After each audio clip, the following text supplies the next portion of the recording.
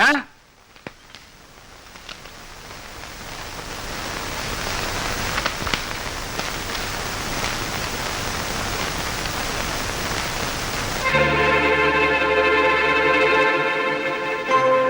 ഇയാളെ അറിയും, എവിടെയോ കണ്ടിട്ടുണ്ട്.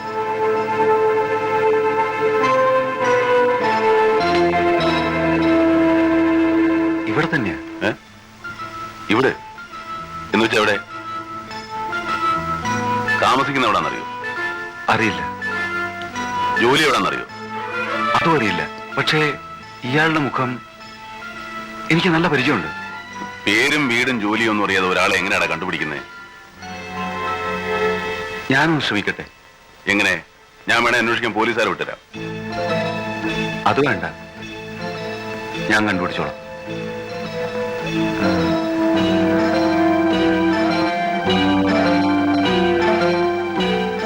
വർക്ക്ഷോപ്പിൽ വെച്ചാണെന്ന് തോന്നുന്നു.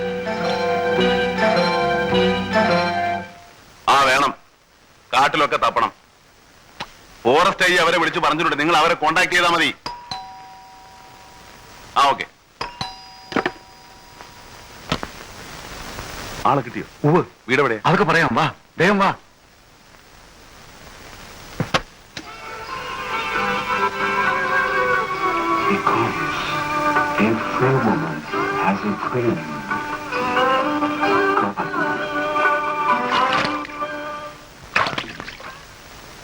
ഒരു പ്രത്യേക അറിയിപ്പ്. ഈ ചിത്രത്തിൽ കാണുന്ന ആൾ പോലീസ് അന്വേഷിച്ചുകൊണ്ടിരിക്കുന്ന ഒരു അന്താരാഷ്ട്ര കുറ്റവാളിയാണ്. ഇയാളെ കുറിച്ചുള്ള എന്തെങ്കിലും വിവരങ്ങൾ കിട്ടുകയാണെങ്കിൽ എത്രയും വേഗം അടുത്തുള്ള പോലീസ് സ്റ്റേഷനിലോ പോലീസ് കൺട്രോൾ റൂമിലോ അറിയിക്കാൻ inspector general of police law and order നിങ്ങളോട് അഭ്യർത്ഥിക്കുന്നു.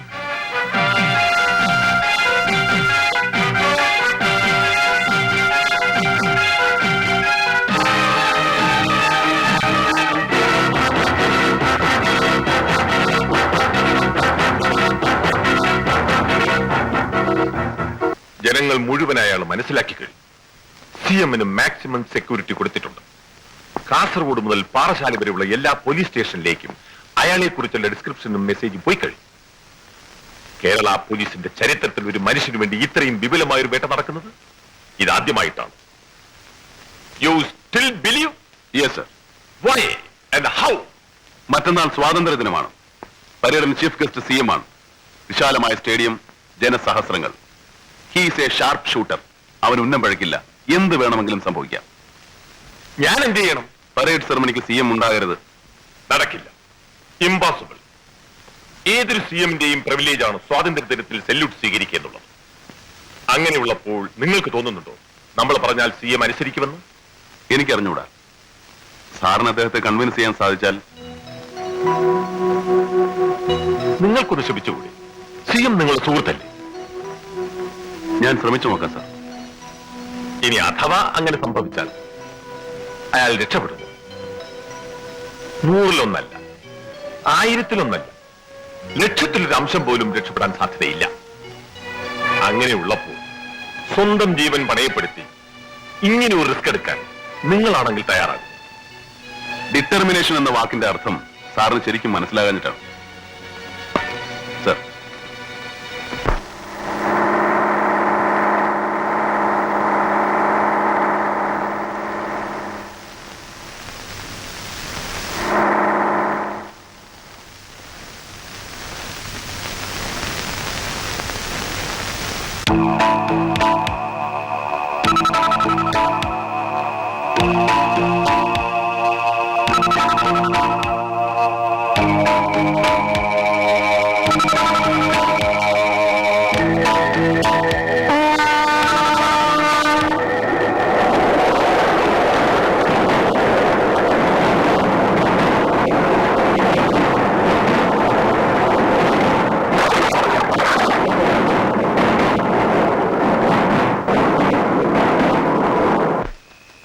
ഞാനൊരു രാഷ്ട്രീയക്കാരനാണ്, മുഖ്യമന്ത്രിയാണ്. സ്വാഭാവികമായും ശത്രുക്കളുണ്ടാവും, ഭീഷണി ഉണ്ടാവും. എന്ന് കരുതി ഒരു മൃഗത്തിനെ പോലെ കൂട്ടിനകത്ത് കഴിയണമെന്ന് പറഞ്ഞാൽ അത് ബുദ്ധിമുട്ടാണ്. അങ്ങനെ പറഞ്ഞില്ല. നാളത്തെ പബ്ലിക് അപ്പിയറൻസ്, അതാണ് problem. For security sake Ramu സഹകരിക്കണം. Why should I? കുറച്ചു മുമ്പ് നീ പറഞ്ഞല്ലോ എനിക്ക് വേണ്ടി ഒരുക്കിയിട്ടുള്ള രക്ഷാസന്നാഹങ്ങളെ കുറിച്ച്. ബുള്ളറ്റ് പ്രൂഫ് കാറ്, വീട് മുഴുവൻ സ്റ്റേഡിയം പോലെ ഫ്ലഡ് ലൈറ്റ്, ഇടവും വലവും തിരിയാൻ അനുവദിക്കാതെ ചുറ്റും നിൽക്കുന്ന കമാൻഡോ ഗാർഡുകൾ. എന്തിന് എന്റെ ഭാര്യ ഉണ്ടാക്കുന്ന ഭക്ഷണം പോലും നിന്റെ സെക്യൂരിറ്റി ഓഫീസർ ഓക്കെ പറയാതെ എനിക്ക് കഴിക്കാൻ നിർവാഹമില്ല. ഇതിൽ കൂടുതൽ ഞാൻ എങ്ങനെയാണ് പെരുമാളെ സഹകരിക്കേണ്ടത്? പിന്നെ നാളെ സെൻട്രൽ സ്റ്റേഡിയത്തിൽ നിങ്ങളുടെ എല്ലാ സെക്യൂരിറ്റിയും മറികടന്ന് അയാൾ മുഖ്യമന്ത്രിയെ അപകടപ്പെടുത്തിയാൽ അത് എന്റെ കുറ്റമല്ല, നിങ്ങളുടെ കഴിവുകേടാണ്. ടു ബി ഫ്രാങ്ക്, അത്രയും അധ്വാനിച്ച അയാൾ അതിന് ശ്രമിച്ചാൽ അയാൾ ധീരനാണ്. ഞാൻ അയാളെ അഭിനന്ദിക്കുന്നു. പ്രതിപക്ഷത്തിനോടുള്ള ബഹുമാനം ശത്രുവിനോടും ഉള്ളത് മുഖ്യമന്ത്രിക്ക് ഭൂഷണമാണ്. ഈ നാവിന്റെ മിടുക്കാണ് നിങ്ങളെ മുഖ്യമന്ത്രിയാക്കിയത്. നിങ്ങൾ ഇപ്പൊ പറഞ്ഞത് വലിയ ധീരതയായിട്ട് നിങ്ങൾക്ക് തോന്നും. പക്ഷേ ഒരു പോലീസുകാരൻ അത് മണ്ടത്തരമായിട്ടേ കാണാൻ കഴിയും. മുൻകരുതലും മുന്നറിയിപ്പും ഒക്കെ എല്ലാവർക്കും നല്ലതാണ്. നാളെ KGR എന്ന വ്യക്തിക്ക് എന്തെങ്കിലും സംഭവിച്ചാൽ ഒരു പ്രശ്നവും ഒരു സാധാരണ മരണം, that's all. But unfortunately you are the chief minister. കൂടാതെ വളരെ ചെറുപ്പം മുതൽ എനിക്ക് അറിയാവുന്ന ഒരു സുഹൃത്തും. നീ എന്നെ ഭീഷണിപ്പെടുത്തിയിരുത്താനൊന്നും ശ്രമിക്കണ്ട. ശ്രമിച്ചാലും പ്രയോജനമില്ലെന്ന് എനിക്കറിയാം. അതെന്റെ ബോസിനോട് പറഞ്ഞിട്ട് തന്നെ ഞാൻ വന്നിരിക്കുന്നത്.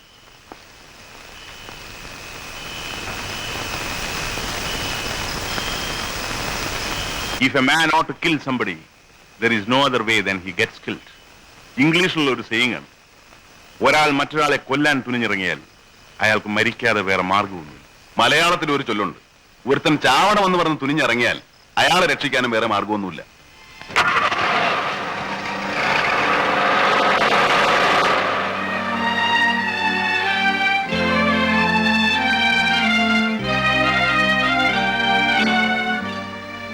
എല്ലാവരും ഇങ്ങനെ പറയുന്ന സ്ഥിതിക്ക് ഇതിന്ന് ഒഴിവായിക്കൂടെ?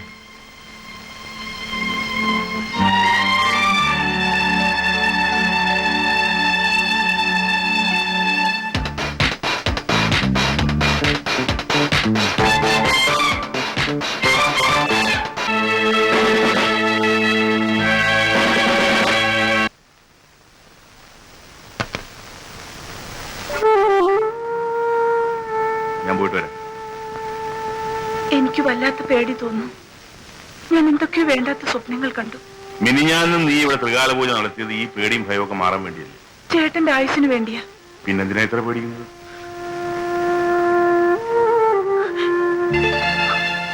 ദേ, ഇതെനിക്ക് ഇഷ്ടമല്ല. കണ്ണുടങ്ങി. എങ്കിൽ ഞാൻ കൂടി വരാം. വേണ്ട, നീ സമാധാനമായിട്ടിരിക്കും. എനിക്കൊന്നും സംഭവിക്കില്ല. ഹലോ, അതെ, അതെ, പുറപ്പെടുന്നു. ഉണ്ടുണ്ടുണ്ടുണ്ട്, ഇഷ്ടം പോലെ പോലീസുണ്ട്.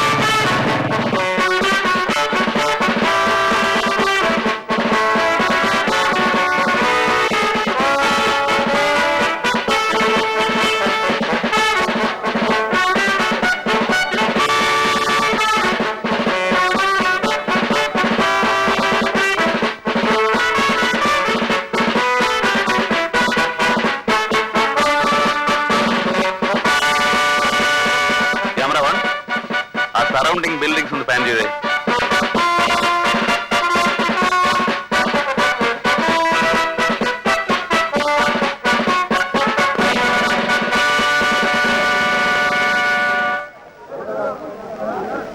ready for inspection, sir.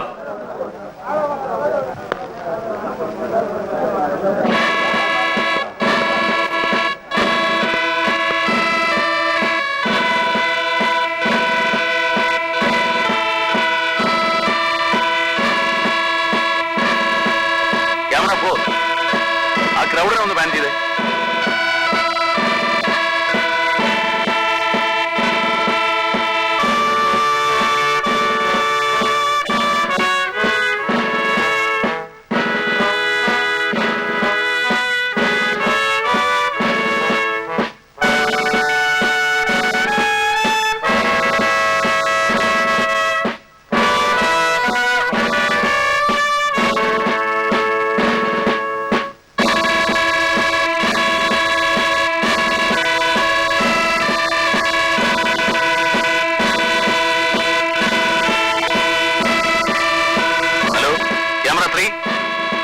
പോലീസിന് ടൈറ്റായിട്ടൊന്ന് ബാൻ ചെയ്തേ.